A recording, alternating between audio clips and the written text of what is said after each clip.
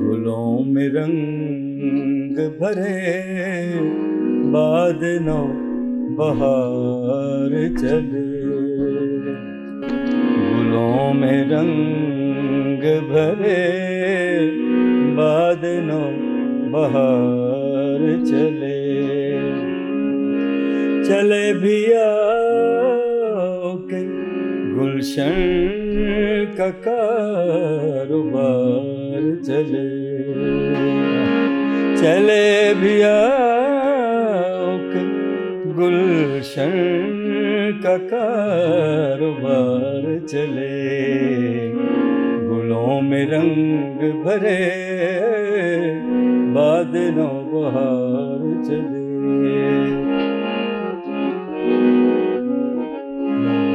मुकाम फैज कोई राह में जचा ही नहीं, मुकाम फैज कोई राह में जचा ही नहीं, जो कुए यार से निकले तो सुएदार चले, चले भी आओ के गुलशन का कारोबार चले, गुलों में रंग भरे बादलों बहार, दिल धड़कने का सबब याद आया, दिल धड़कने का सबब याद आया, वो तेरी याद थी अब याद आया, दिल धड़कने का सबब याद आया।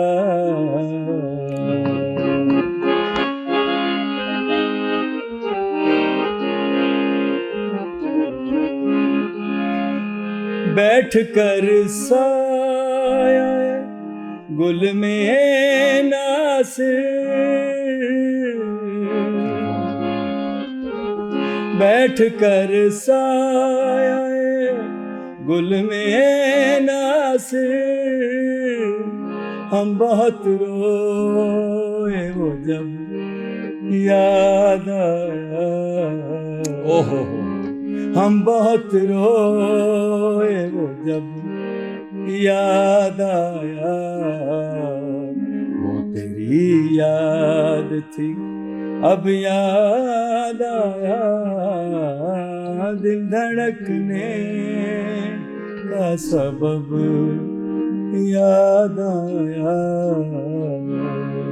वाह वाह वाह। अच्छा खलील भाई, जो बंदा दर्द दिल रखता है ना, मतलब उसके लिए ये गज़ल सुनना, कोई भी गज़ल किसी भी शायर का कलाम सुनना, क्या मज़ा आ जाता है उसमें। खलील भाई, जब हम गज़ल की बात करें और आपने मैडम का ये बड़ा मशहूर गज़ल गा दी आज, तो मैडम के बारे में बताएं, उनके साथ आपकी कैसी बातचीत थी, उनके साथ कैसी यादें थी आपकी? मैडम जी से काफ़ी मुलाकातें रहीं, तो तब मैं कहना राइज कर रहा था। अच्छा। हाँ जी, पहले नए कपड़े मेरी आई, फेमस हुई, उन्होंने सुनी, वो तो बहुत ही फेमस हो। हाँ जी, उन्होंने सुनी, और फिर इस रंग के कपड़े ना पहना कर, ये मेरा दूसरा इसका पार्ट 2 आया था। अच्छा। तो बड़ी लाइक किया, तो बड़ी मोहब्बत से वो सुनती थी और बहुत प्यार से मिलती थी। तो एक दफ़ा उन्होंने फिर मेरे एक तबला नवाज हमीद भाई, अभी उनका इंतकाल हुआ, अल्लाह ताला गरीक रहमत करे, वो उनके साथ ज़िले हुमा बाजी के साथ ना वो तबला बजाते थे। अच्छा। तो उन्होंने कहा कि खलील हैदर को हमने सुनना है, मैडम जी ने कहा। वाह वाह वाह। क्योंकि वो मेरी गज़लें उसको हमीद भाई सुनाते थे कि खलील ये गाता है, ये गज़लें, तो वो कहते थे मुझे मिलाओ। तो उन्होंने फिर घर पे बुलाया मुझे, यानी कि मलका तरन्नुम ने आपको बुलाया गुलबर्ग में। वाह। गुलबर्ग में उनके नहीं मैड अपना बाजी ज़िले हुम्मा के घर पे महफिल थी। अच्छा। वो मेरे ख्याल मॉडल टाउन में अच्छा। उनका घर था। तो उन्होंने मुझे जनाब इनवाइट किया, मैं डरते हुए गया व्हाट्सअप। मैंने कहा मैं कहाँ जा रहा हूँ, आज तो फंस गया। मैं कहा तो मैं क्या सुर के जो बादशाह हैं उनके घर जा रहा हूँ, मेरे सारे जनाब टैलेंट वैलेंट सारा इधर उधर हो गया। मैं क्या अब आज बड़ा इम्तिहान। लेकिन वो एक एज ऐसी होती है कि उसमें आप अपने जौहर जो दिखाने के क्या मुंतज़र भी होते हैं और हिम्मत भी होती है।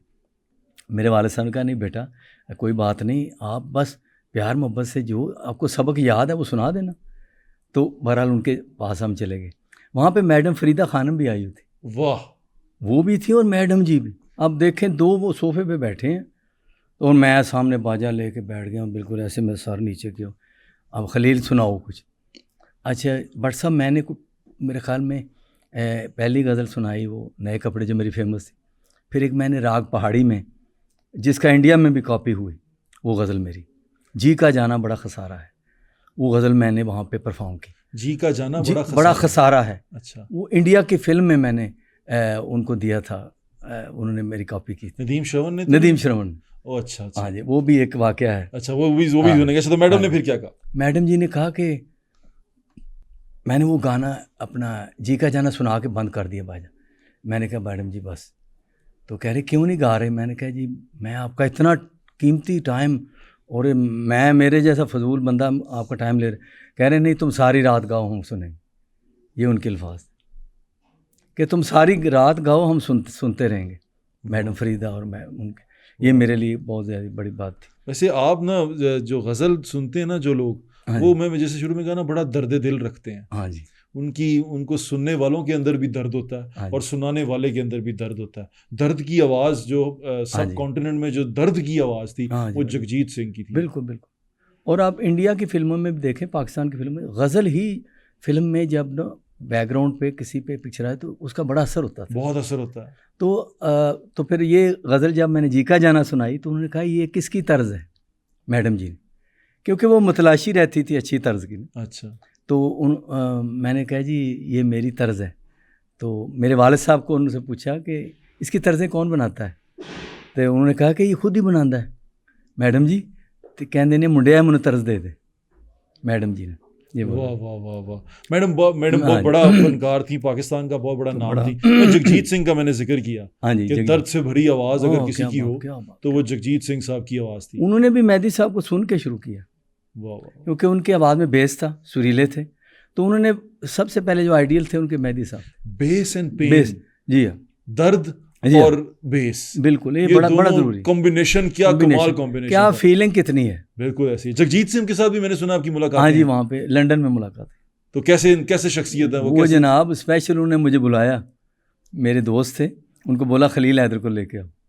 मैं गया था, सारे गामा प्रोग्राम था। अच्छा। सोनू निगम भी आए हुए थे, इंडिया से वो आए हुए थे, कल्याण जी आनंद जी वो भी आए हुए थे। अच्छा। रूना लैला थी, फरीदा खानम थी, बड़े बड़े आर्टिस्ट जो। तो सोनू निगम होस्ट कर रहे थे। तो उधर जगजीत साहब, उनके साथ मेरी मुलाकात रही। तो उन्होंने स्पेशल मुझे वहाँ पे बुलाया लंदन एक घर पे।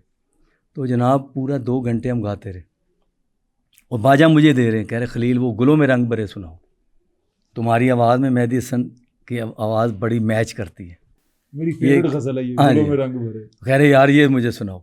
फिर मैं वो अपने जवानी का दौर था, फिर थोड़ा अतार चढ़ा, आवाज़ भी ज़रा बंदे की कायम होती है, तो बड़ा मैंने ज़ोर लगा के गाया। तो कह रहे खलील तुम्हारी बहुत मैच करती है मेहदी साहब के साथ आवाज़।